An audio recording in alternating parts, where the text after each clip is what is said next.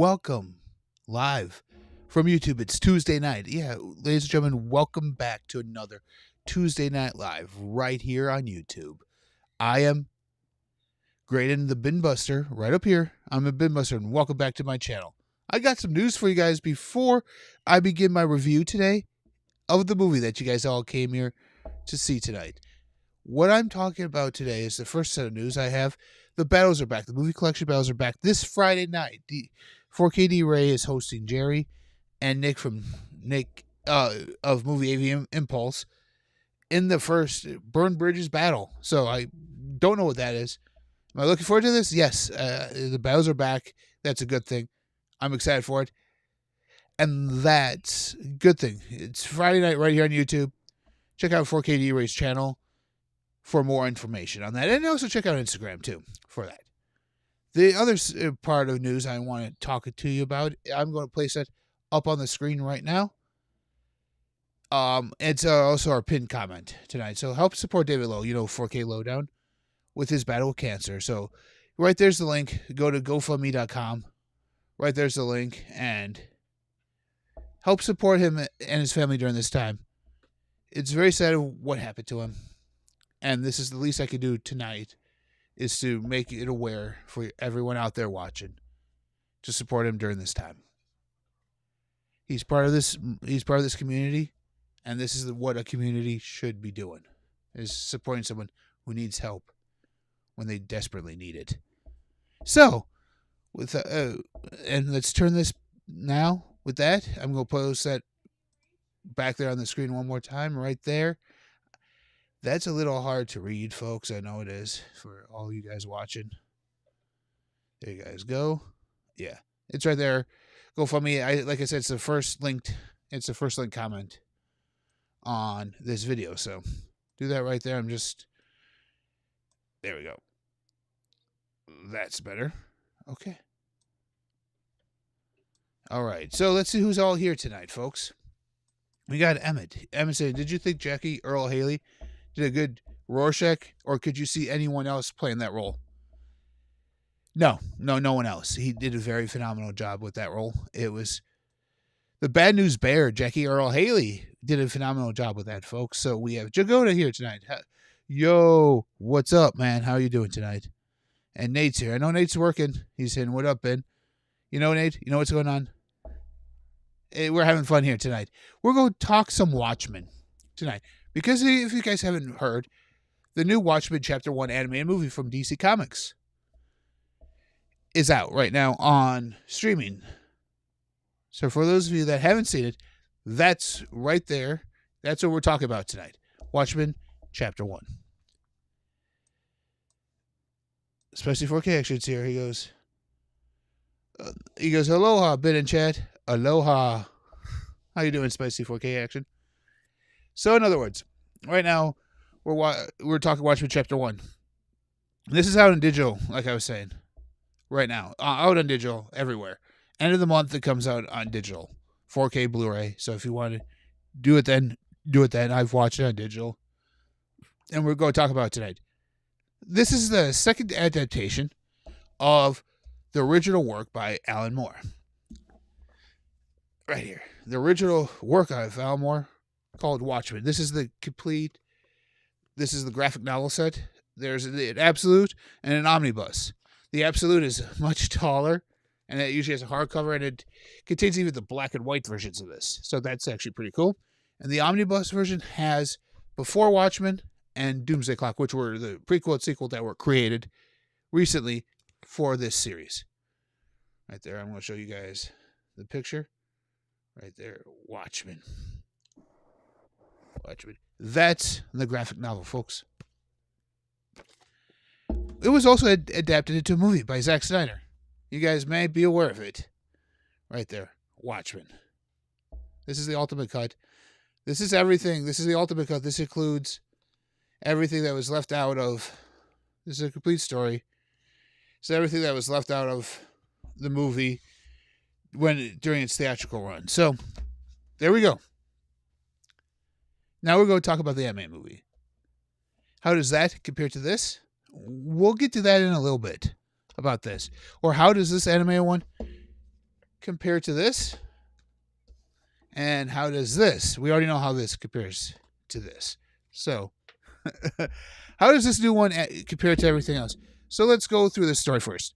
We're set in the alternate 1980, where costumed freaks, as Harvey Bullock likes to call them, I'm going to use that word a lot here tonight, or vigilantes, once saved the day in the Vietnam War, are now no longer needed in their world.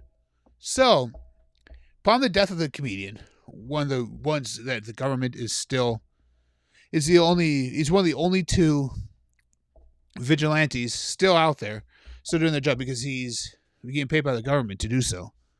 Upon his death, an old friend of his, Rorschach, this is cool. Even in here, I loved how they did it in this movie. But in here, I know it's animated. Every time it moves, oh, that's just so cool looking. It's just so cool looking doing that. Rorschach goes to investigate.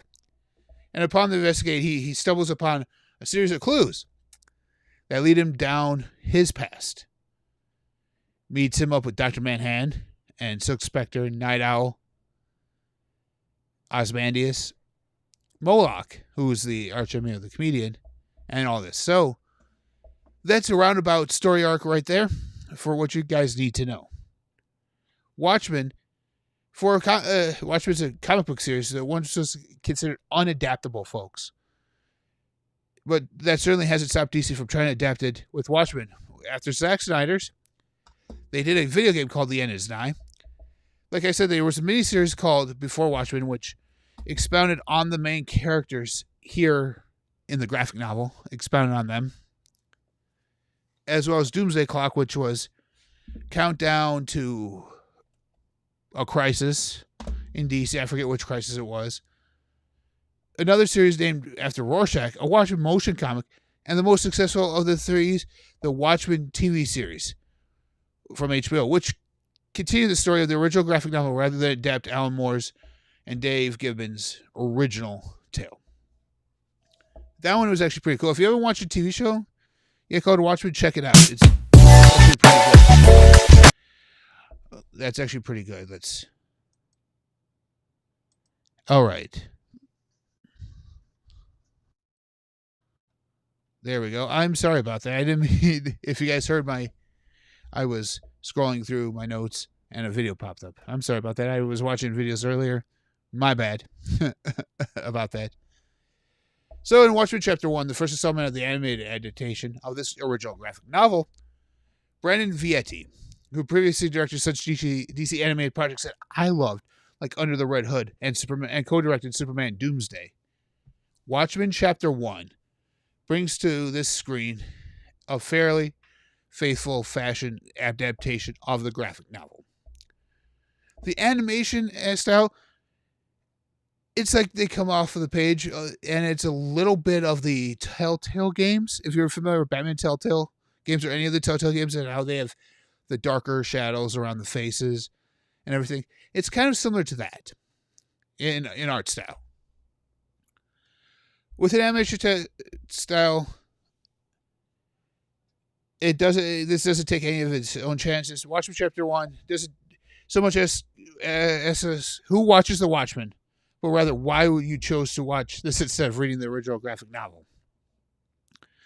I gotta say, when I first heard about this, I'm like, oh, why are we doing an animated one? But it's R-rated, folks. It's an R-rated adaptation. The Zack Snyder film, right here, was an adaptation in live action. He couldn't do everything that the comic book fans would have wanted to see in here. Fans of the Watchmen couldn't see in here as based to everything that was in here. So far in Chapter 1, we're getting that. We're getting everything that is in the graphic novel. Sometimes the stories, the way they're separated in here, the Adventures of Rorschach, the way they're separated in here, is actually a lot different in this movie. They did from a narrative standpoint. So they're telling you this story, and they're telling you the parts of the story that are broken up so much in the first 6 chapters. This is Chapter 1. There's only going to be two chapters of the animated. This is a 12 This is a 12-arc series. The first 6 arcs are this movie. So if you want to follow along and read it as you're watching it, it's the first 6. It's the first 6 in here. And you also get that meme of Dr. Manhattan sitting on Mars. That meme everyone knows. So we get that in here too. I wanted to watch. What is Watchmen about? Like I said, set in an alternate 1980, Watchmen tells the story of a world where superheroes and supervillains exist and used to be prominent, but now most are either retired or work for the government. When one such hero, the comedian, played awesome by Rick D. Westerman, the vocal talents on here are amazing. They casted this perfectly, in my opinion. Is found murdered. It seems as though someone is out to get rid of the old guard of heroes. One vigilante who never stopped, Rorschach, played by Titus Welliver, who does a phenomenal job in here. Jackie Earle Haley was the ideal one for the live action. This was a good one for the animated. Hits the streets and tries to find answers while trying to get the help of other former heroes, like his old pal Nighthawk, played by Matthew Rice. The smartest man in the world, Osborn, is played by Troy Baker, who, if you haven't known, Troy Baker has done some of the Joker stuff in recent DC stuff. So he's there. And the real world Superman, who transcends space and time himself, played by Michael Cerveris, Dr. Manhattan. So, humanity's heading towards war. Rorschach tries to solve a mystery that could help save the world. This was written by the creator of Babylon 5, co-creator of Sense8, Michael Straczynski. I'm sorry if I butchered that name. I have it right here in my notes. Chapter 1 sticks extremely close to source material, even making the interworld graphic novel Tales of the Black Freighter, which is part of this movie. It's also a short film on one of another DC animated things. Part of the narrative. At least the first part, Straczynski isn't trying to take major chances with this adaptation. Considering how strong Moore's story is, this is a logical choice. The story, folks, is there. You want a faithful adaptation, something that you could be like, hey, have you heard of The Watchmen? No. You want to read a graphic novel? No, you don't want to read this? You don't want to read this? Okay, fine. Here is a movie you can watch. Faithful adaptation. It's not dark. This one is a little dark and gritty. The colors, you can't make a live action movie with the colors justifiable. The colors in this movie are fantastic. It's like these are pages. It's like they drew these in this style and took them right out of the page. Like, seriously. Like, I'll even show you.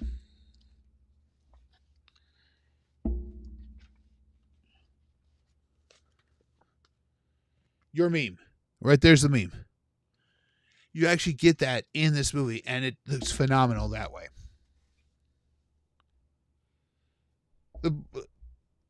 Even Snyder's adaptation did away with the Black Freighter elements to streamline the superhero story. For those who know the story of Watchmen, this retelling will make perfect sense, but again, it also is almost unnecessary for those who've already read the tale. That's what I said. This movie comes in as those people who haven't seen the Snyder version and don't want to read the graphic novel. This is a good entry point to the world of Watchmen for them. A good, very, very, very, very, very good entry point for them. It's not even 80 minutes long, folks. It seems strange to not just release it was one cohesive piece. If this is not 80 minutes long, the other one's not going to be 80 minutes long. You can put them both together. But they had to complete the slate out for this year because everything was changing after Crisis on Infinite Earths was done, so they had to come up with 2 more movies in here. They're like, we have this Watchmen project, let's just split it in 2. Why not? I mean, I enjoy that. That makes it a little bit easier on me and a little bit better on everyone else who's involved, too. So, right there is all the GoFundMe link. If you guys haven't done it yet, support Dave. Even if it is put on the 4K lowdown and Faces for Radio Instagram channels, please place it up there. Tell him how you guys are praying for him and that you're on his side during this battle. Naturally, Chapter 1 is fragments of story building without a satisfying conclusion it is heading towards. Like when chapter 6 ends, Rorschach is like at the end of this movie. Rorschach's arrested. That's where issue 6 ends. It's build. So halfway through they build the story to get you drawn in for the next six series, the next 6 parts of this series, or the next movie in the life in this animated one. They draw you in with that. It might not not end the way you would want it to, but it makes sense from a storyline of where they ended it. They ended it exactly in the middle. Rather than say, oh, where are we going to take this one? Are we going to end it here? Or are we going to end it here? No, they took it and ended it right in the middle, which I think was a great and smart move on their part. Like I was talking about the animation style. This is associated animation style of Telltale games, like The Walking Dead, Wolves Among Us, or even Tales from the Borderlands. The shifts look... this is a little bit of a different alteration to the story, yet it feels... To me, it feels well in this world. Other people might argue that. But to me, it feels good because in some ways, it doesn't work, but in other ways, it does. Like when they're in the shadows and the team's together and trying to figure out who killed the comedian, and they're in the study and it's darker. That style works better there. And some certain scenes that are much brighter, it doesn't work. But it's like these pages are taken off and they had to somehow take what was created in the 80s and make it a little bit better. So they went with the Telltale style, which in the setting of what it's set in the 80s makes absolute sense of the style that they're going for.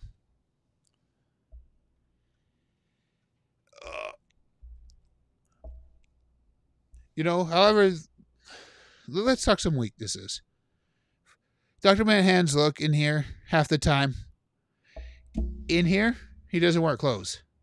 In an R-rated movie, you can only get away with so much. Most of the time he's seen when he has to wear clothes, he's wearing a tank top and shorts or pants. Most of the time when they redid it for some of the comics now, he's wearing like the underoos, the superhero underoos that everyone wears. So, like the red one Superman wears on the outside of his pants, something like that. Chapter 1 occasionally takes its time to help give us more of a good idea of the world and the feeling that seeps into those who live within it. We get the backstory of each one of these characters in here, and it's actually very good. They flush it out more in this animated one than they did in the what? How long was this movie? This Zack Snyder one was what? 3 hours? Yeah, you can only do so much in 3 hours. That's why I kind of figured out that they kind of broke this up into 2, so you can dive into the characters a little bit more in there. And that's one thing I like about DC. Their adaptations are fantastic. Their adaptations are fantastic of their source material. It's like they know their stuff, animated wise. It's like the people who make these movies, makes these movies are fans of this. So, there's one of our contestants from our movie night tonight, Jerry. What's up? How are you doing tonight, man? You ready for Friday? So yeah, we're talking Watchmen tonight.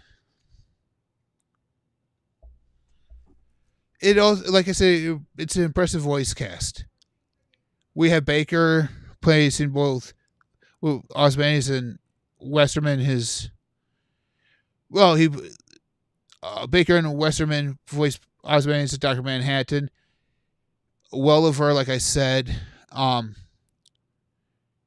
it was Rorschach. Katee Sackoff. It was a smart choice for Laurie in here.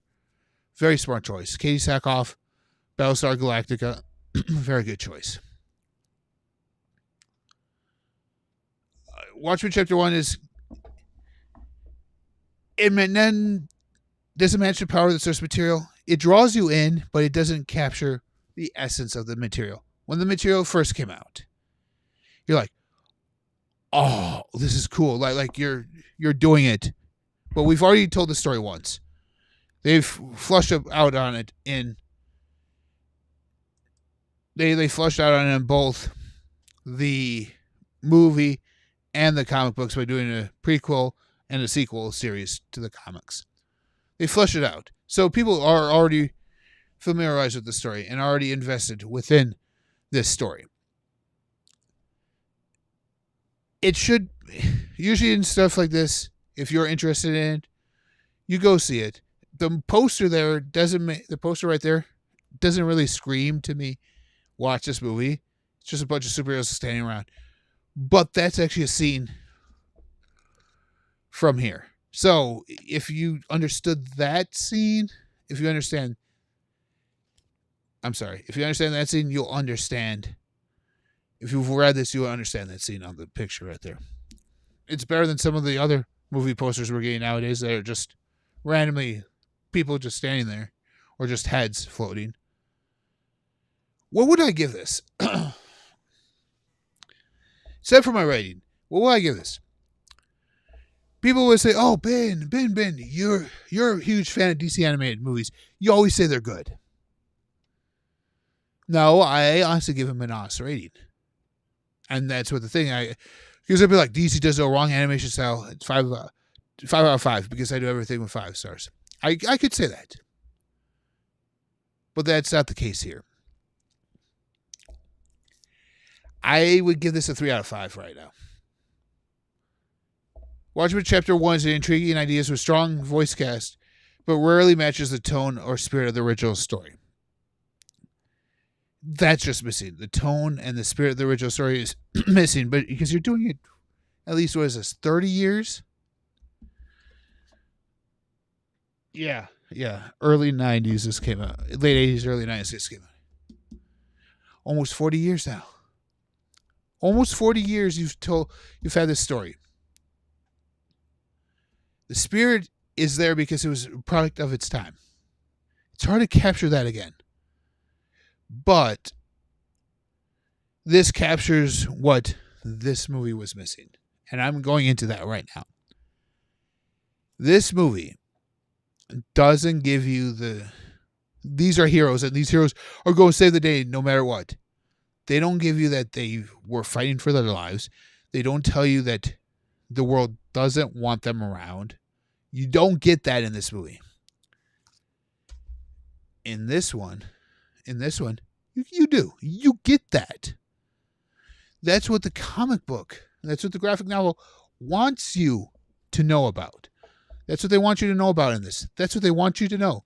Is that's what they want you to know, is what this world has come because of these vigilantes right in here. Hey, Rob's here.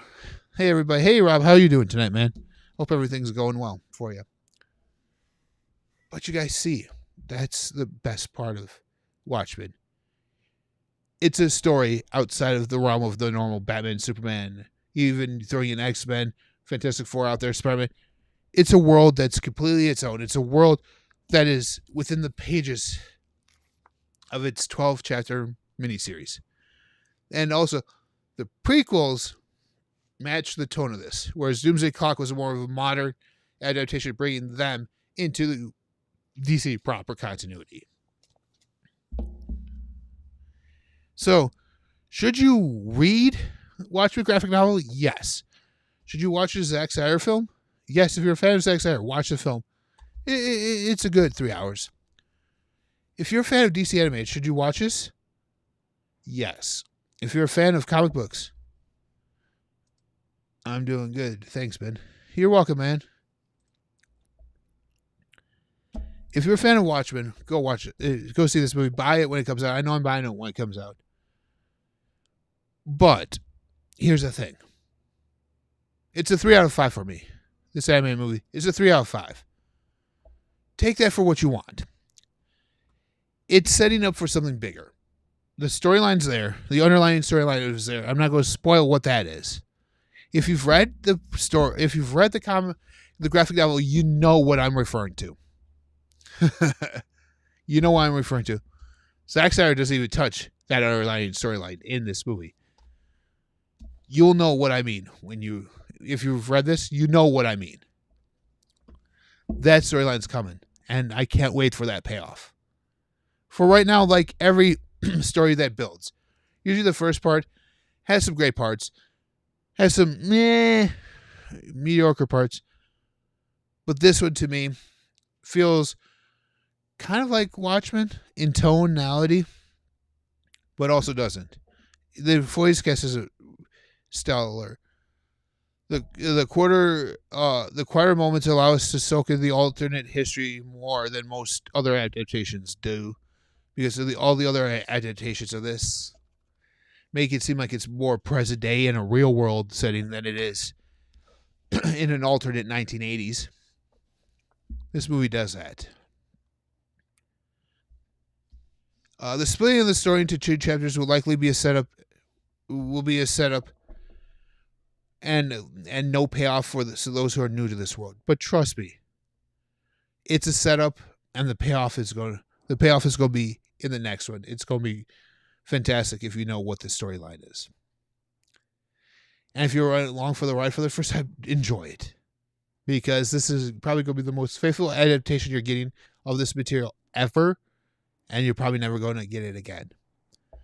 That's just my thoughts. And as always, I want to say thank you for everyone who came tonight to watch this. Thank you, everyone. And remember, help our friend Dave, who's battling cancer. Help his friends and family. Help out his family with his GoFundMe page. Links down below. It's the pinned comment on this live. I'm also going to put it in the actual description of this video for those of you watching the replay, so you guys can go check that out. Read his story. Read the story that happened on there. Read it. And enjoy your time with each other, because you never know what you may have left. And tell Dave, support him and his family right now during this time. Pray for him. Lift them up in whatever you believe. Lift them up in your thoughts and prayers. I know I will. And until next time, I'll see you guys here again. Bye.